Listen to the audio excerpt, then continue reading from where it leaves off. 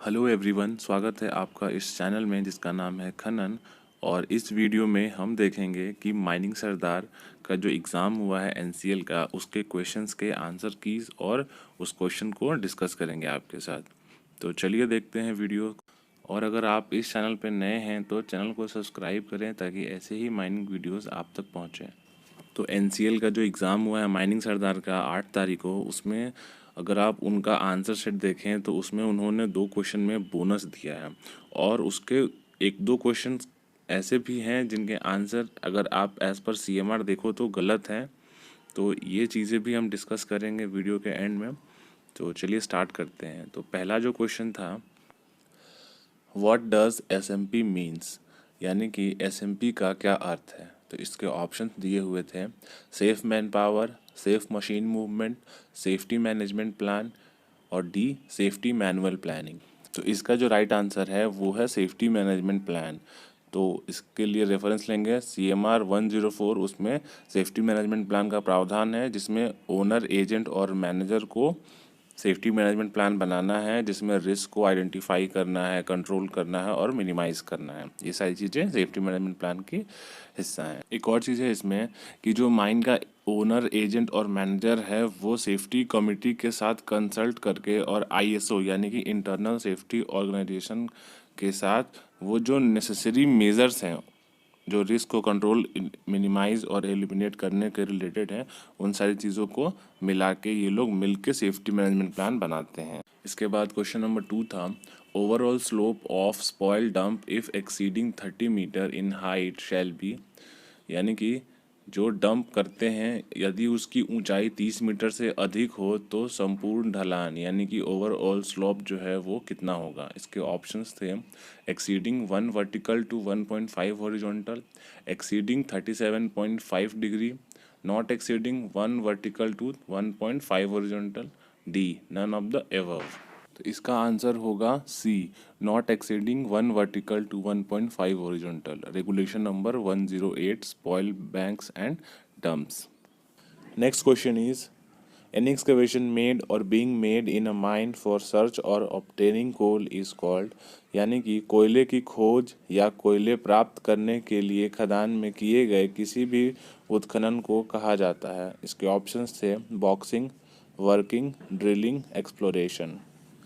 तो इसका आंसर उन्होंने अपने आंसर की में दिया हुआ है एक्सप्लोरेशन। लेकिन आप अगर CMR के रेगुलेशन नंबर 2 में देखें जिसमें कि डेफिनेशन दिए हुए हैं, अगर उसमें आप ZZL का अगर डेफिनेशन देखें वर्किंग का, तो उसमें लिखा हुआ है, working means any excavation made or being made in a mine for search of or obtaining coal.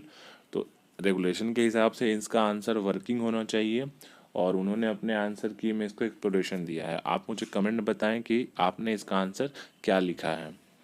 Next question is, maximum numbers of attempt for obtaining a statutory examination certificate of DGMS is, DGMS के वैधानिक परीक्षा प्रमाण पत्र प्राप्त करने के लिए अधिकतम प्रयास कितने हैं।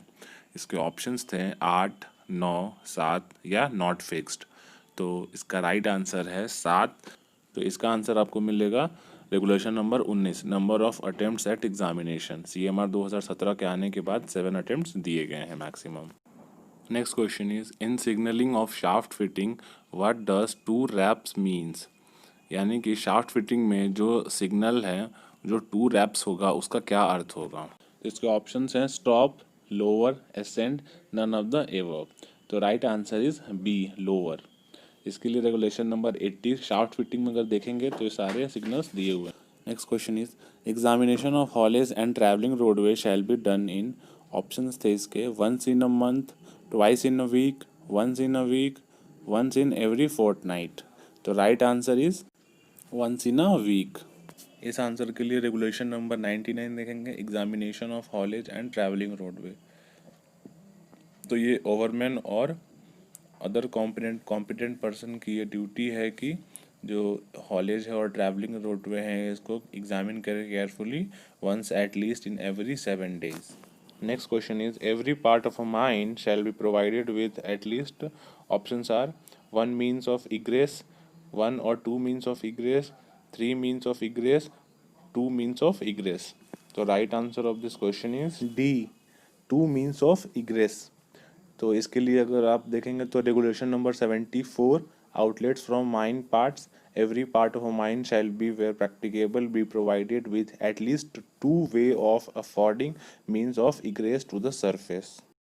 Next question is, in which form notice of opening shall be submitted by owner, agent or manager to DGMS as per latest DGMS circular? इसके ऑप्शंस थे form A, form 1A, form B, none of the above. तो notice of opening जो है वो form 1A में दी जाती है, तो right answer is form 1A। Form 1B जो है नोटिस ऑफ रीओपनिंग है। फॉर्म 1C जो है नोटिस ऑफ क्लोजर या अबेंडमेंट है। फॉर्म 1D जो है नोटिस ऑफ डिसकंटिन्यू है। Next question is, up to what diameter of drill hole a drill machine comes under HEMM? Options हैं इसके, more than 50 mm, more than and equal to 50 mm, less than 50 mm, only 50 mm। तो right answer is more than 50 mm। Next question is question number 10, what does CMM stand for? Options हैं इसके, coal manager meeting, coal mines management, coal mine methane, option D है both B and C। Right answer is coal mine methane. इसका भी answer आपको definition में मिल जाएगा, कोल mine methane यानी कि CMM। CMM means a natural gas recovered from a coal mine और part thereof. इसके बाद क्वेश्चन नंबर 11 देखते हैं, winding engine and its condition of internal parts shall be examine by a competent person at least, option हैं इसके, once in every day, once in 30 days, once in 60 days, once in a year. तो इसका जो right answer है वो है once in a year, यानी कि ऑप्शन डी जो है इसका राइट आंसर है। इसके लिए रेगुलेशन नंबर 88 देख लें, एग्जामिनेशन ऑफ वाइंडिंग इक्विपमेंट्स। इसके बाद नेक्स्ट क्वेश्चन है, at what intervals man hole shall be provided when haulage roadway gradient is less than 1/6। Option हैं इसके, more than 20 metres, less than 20 metres, not more than 20 metres, not less than 20 metres. तो right answer जो है इसका C, not more than 20 metre. ऐसे man hole के लिए क्या प्रावधान है, 10 मीटर के अंतर पे बनाया जाता है, और अगर इंक्लिनेशन 1/6 से कम है तो 20 मीटर के डिफरेंस से बनाया जाता है। और उसकी जो हाइट होती है वो 1.8 मीटर, और जो चौड़ाई होती है 0.75 मीटर, और जो गहराई होती है 1.2 मीटर, और उसमें 0.3 मीटर का जो अंदर में है और बाहर में सफ़ेद वो पुछाड़ा किया जाता है। समझ गए होंगे आप। Next question, question number 13 is, what does camp stand for? Option थे इसके, safe caution and management plan, starter control and monitoring plan, starter control and mitigation plan, starter condition and management plan. तो right answer is B, starter control and monitoring plan, regulation number 123।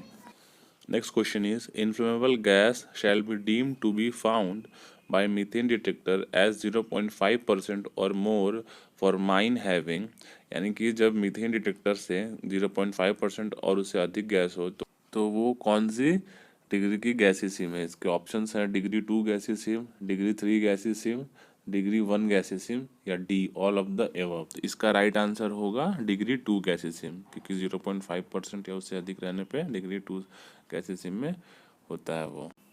Next question is question number 15, at what percentage of inflammable gas electrical energy shall be cut off from all cables and apparatus in any ventilating district, यानी कि कितने percent ज्वलनशील gas होने पे किसी भी ventilating district से electrical energy और जो apparatus हैं उनमें से बिजली काट दी जाती है। इसके ऑप्शंस थे, 1% से अधिक होने पे, नॉट एक्सीडिंग 1.25%, या एक्सीडिंग 1.5%, एक्सीडिंग 1.25%।